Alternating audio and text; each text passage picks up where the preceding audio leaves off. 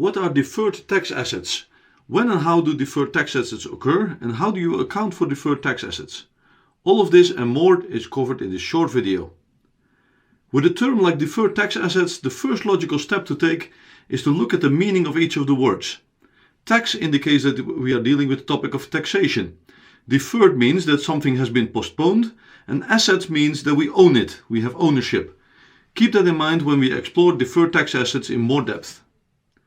Before we discuss deferred tax assets, let's make sure that we have the same basic understanding of how taxation journal entries are recorded under normal circumstances when a company is profitable. A company with revenue of $1 million and cost of $900,000 has an earnings before taxes of $100,000. At a 35% tax rate, the income tax expense will be $35,000 and the net income $65,000.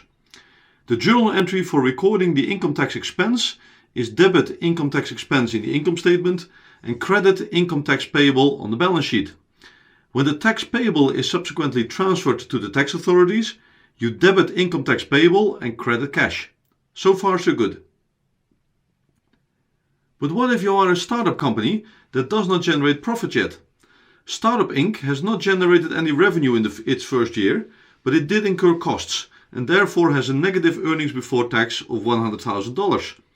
The income tax expense on that earnings before taxes is negative $35,000 and net income negative $65,000. The CEO of Startup Inc. sends a message to the IRS to ask for a cash refund of the $35,000, which the tax officer finds very amusing. He responds that as Startup Inc. has not paid any tax in the past, he cannot provide a refund. However, what he can do is to provide a rain check, giving Startup Inc. the right to come back on another day to receive what they could not get today. The technical term for the rain check is net operating loss carry forward, and that is where the deferred tax asset comes in. The way the negative income tax expense gets booked is credit income tax expense in the income statement, debit deferred tax assets on the balance sheet. Deferred tax assets reduce taxes paid in future periods. Startup Inc. goes into its second year of operation and carries over that deferred tax asset on the balance sheet into the new year. Startup Inc. now generates $1 million of revenue and $100,000 earnings before tax. On this earnings before tax, we record an income tax charge of $35,000. In terms of journal entries, we now debit income tax expense in the income statement, and rather than crediting income tax payable on the balance sheet, we can credit and deplete the deferred tax asset. Startup Inc. has offset its year 1 loss against year 2 profits. Which type of items create deferred tax assets? Annual reports of companies listed on the stock market provide good insights on that.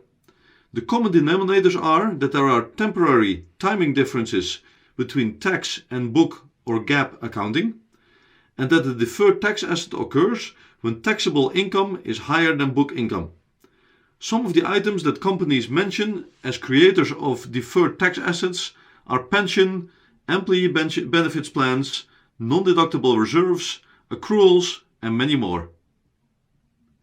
The next question to answer is, what is a deferred tax asset impairment?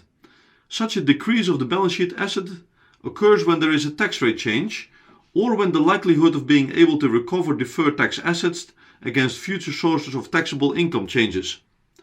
Let's take a tax rate change as an example. We go back to Startup Inc. The net operating loss carry forward amount was $100,000, which at a 35% tax rate created a deferred tax asset of $35,000. If the tax rate gets reduced from 35% to 21%, that $100,000 of net operating loss carry forward now needs to be used at the new tax rate to offset future profits. The deferred tax asset is therefore now only worth $21,000, and a $14,000 non-cash impairment charge gets taken on the deferred tax asset. That wraps up our deferred tax assets discussion. Thank you for watching. If you enjoyed this explanation of deferred tax assets, then please give it a thumbs up.